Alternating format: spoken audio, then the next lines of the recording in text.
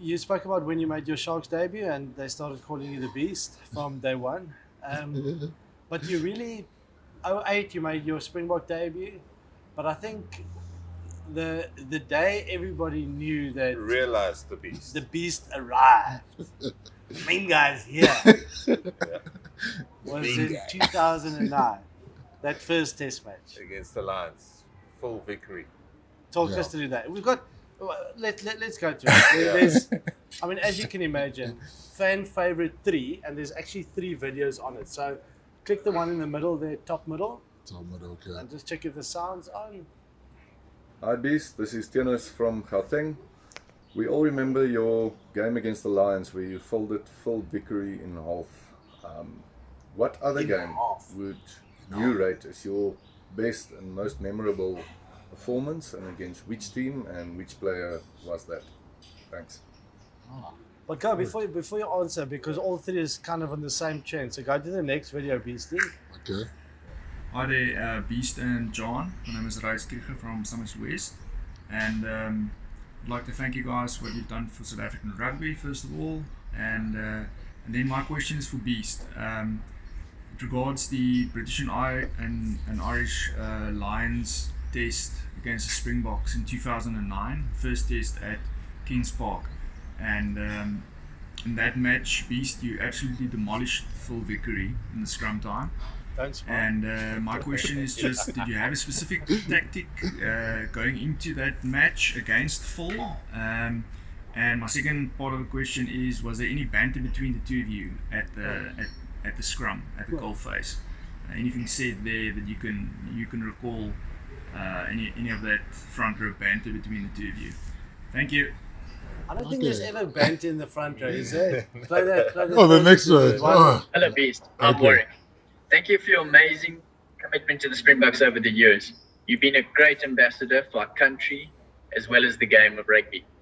You're instrumental in the Lions series in 2009 and again in the World Cup final in 2019, demolishing the opposition from the start of the game.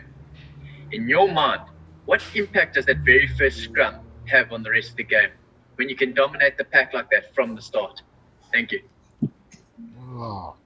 Great So question. some nice questions, eh? But I mean, if you go from the first one even, is there like a tactic? Do you go into the game knowing that the opposition tight head is scrumming in a certain way and you need to... I think. Because, I mean, as far as I know, you just push. No, John, there's a lot of technique and And then we score the job. I was behind him. I didn't know what's happening.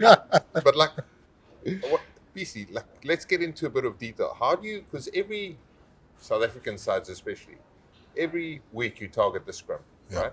It's a big thing, especially the box. Yeah. It's our thing. And we try our best to put the opposition under pressure. Yeah. When do those games come across? Because 09, you smashed Vickery, and is it a thing like the way he scrums against you? So all Sharks front row, with people forget that John Smith played tight head and Bismarck played hooker, and then 19, we see the same thing happening again where the box scrum demolishes the English scrum. What is it? What's those weeks? Is it just... Geez, I think, everything is a lot about the preparation. I think before that game, I think what I remember about the 2009 British Irish Lions first game was that we worked so hard before that game. And I think there was a lot of talk about how much we were not good enough to be, to face the Lions, that front row. And I think I just made my debut. I was still inexperienced in some way. And Bismarck was young and John was playing out of position. So, there was a whole lot of talk about, the Lions are targeting, the Springboks up front and they're going to take us out. So that gave us a lot of, fuel. It gave us a lot of, energy because we wanted to prove ourselves. So, yeah, I think we worked hard in silence. And then when we went onto the field, the Lions were so confident that, obviously they would dominate us and they got smacked in the face. So I think the techniques around that, yes, it did help that me and Bismarck scrum together for so long. Yeah. And I think Phil Vickery, his scrummaging style, he was quite a dominant guy when he's on the front foot. But we put him under pressure from the, get-go. So you couldn't get into a comfortable position. And then Bismarck just helped me, you know, and his work there actually resulted in me dominating him. A lot of people wouldn't be able to tell that, but Bismarck's work there was incredible. So that, Nothing yeah. to do with the flankers. Okay. But can I tell you what? If there is a bad scrum, It's the it's all the flankers' flank. Exactly.